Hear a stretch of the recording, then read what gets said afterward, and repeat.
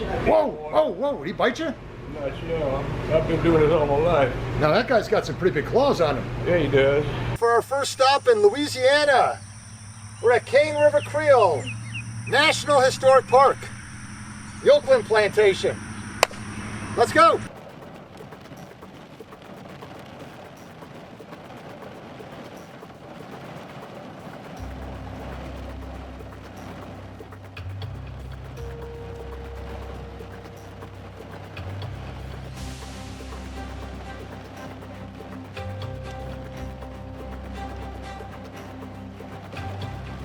Okay guys, so what do? We got wet tents over here.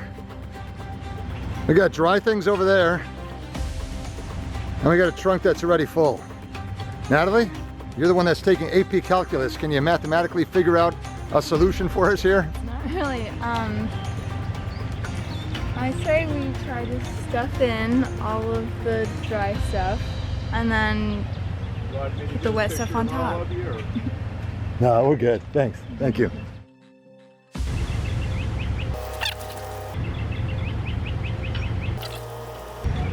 Stuff is nasty. This is soaking wet. All right, ready? Here we go. And off to the laundromat. Dry that out. All right, guys. Other than the drone, I think we got everything in here. We fit the drone in the back seat between you guys. Yeah. All right. Okay, let's try to shut this. Shin, how are you feeling right now? Okay. Last night was a little bit of a rough one, I have to say. It rained really hard. And there's a big lake over there it made. Yeah, it rained really hard. So me and Shane and Mom came and slept in the car. We don't really know what we're doing yet. We know we're going to see a plantation, but we're not really sure. But it's gonna be fun no matter what.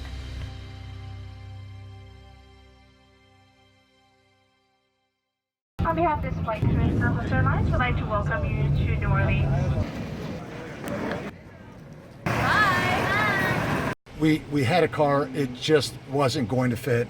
Talked to the gentleman, he upgrades us for free. World of difference, guys. What do you say? Yeah. All right. Absolutely. All right, now we got room for our food, room to stretch out a little bit, and no longer the need to put every single thing back in its every little tiny little bag to get it back into our suitcases to pack in that little Ultimate that we had before. We're good.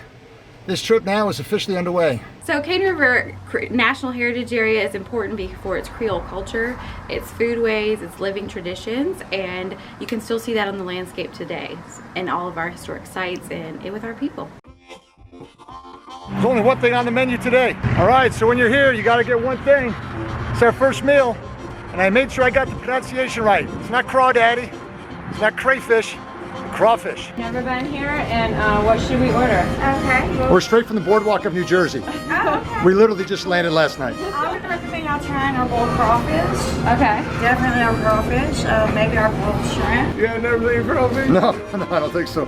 Definitely nothing that big. Now those guys aren't alive anymore, are they? Yeah, man, they're cooked.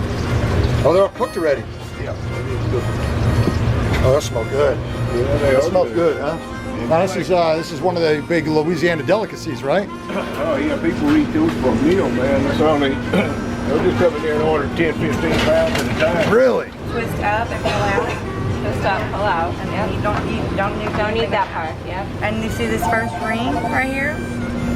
Either pull that first ring. It's tough because they're big. Pull that first ring off, the top and bottom. Okay, like that. And there's some good get meat the bottom there. off. And then you push it right here at the end. Kind of push the meat up and pull it out. Yep. So that's all neat, just like lobster. Whoa, whoa, whoa, did he bite you? Not sure. I've been doing this all my life. Now that guy's got some pretty big claws on him. Yeah, he does. That dude pinches you, you're gonna feel it, aren't you? That's a male crawfish here. Is that right? Yeah. Ooh, man, I didn't expect him to be this big. These guys are like mini lobsters. They are. Let's see, I think this is a female. Nice male.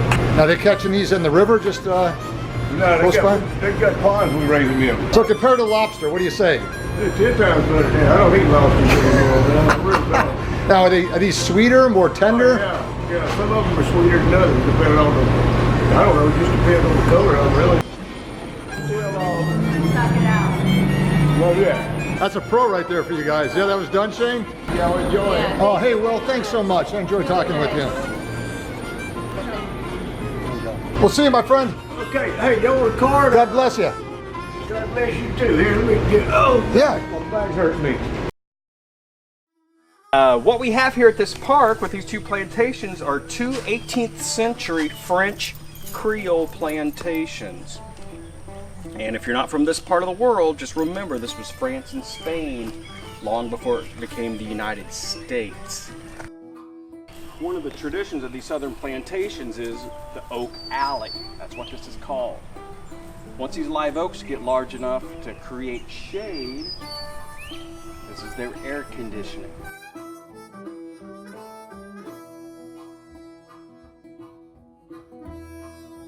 Very typical when you talk about Creole architecture. So this is what we call a 2 and 2. 2 rooms in front, 2 rooms in back. This is the girls' room. So they give the girls the only bedroom that fronts the oak alley. So this is the master bedroom. Then, if they're having dinner and they need a little extra breeze, or they want a little extra breeze, they have this crazy looking thing.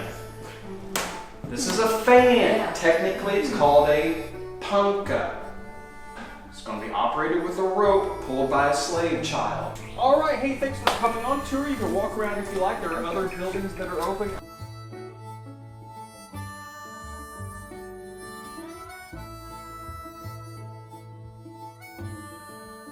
So I'm only about 200 yards away from the house on the plantation, and behind me you can see a body of water. That is now called the Cane River.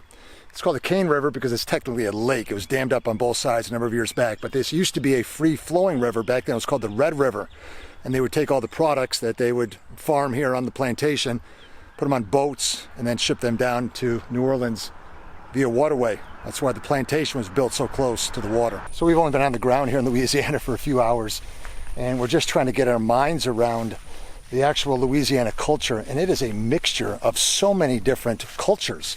I mean, what do you have, guys? You got the French, the Spanish, African Americans, Caribbean, yeah, and the Native Americans that were here as well. And then when you come here to this plantation, it's the same kind of mixed up history.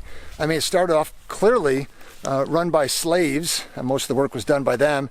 And then after the Civil War, post-Civil War, it went to sharecropping. And then when all the machines were invented, it was pretty much run by machines. There was no longer any need for the human people power. But as far as crops go, guys, started off with tobacco, we know that for sure. Indigo, maybe? Indigo, maybe. And then yeah, definitely after the Civil War, it was this area was all about cotton. Everything was about cotton. I think they said farming, guys, took place here till almost 1980. And then the original family, and it was passed down from generation to generation. Around that time, actually not too long ago, they sold the entire complex to the National Park Service. That's the pigeoneer, and the people would eat the pigeons as a delicacy called squab. That's gross. So the overseers would stay here. The slaves would have quarters that look just like that. We're gonna take you inside one of the slave quarters right now.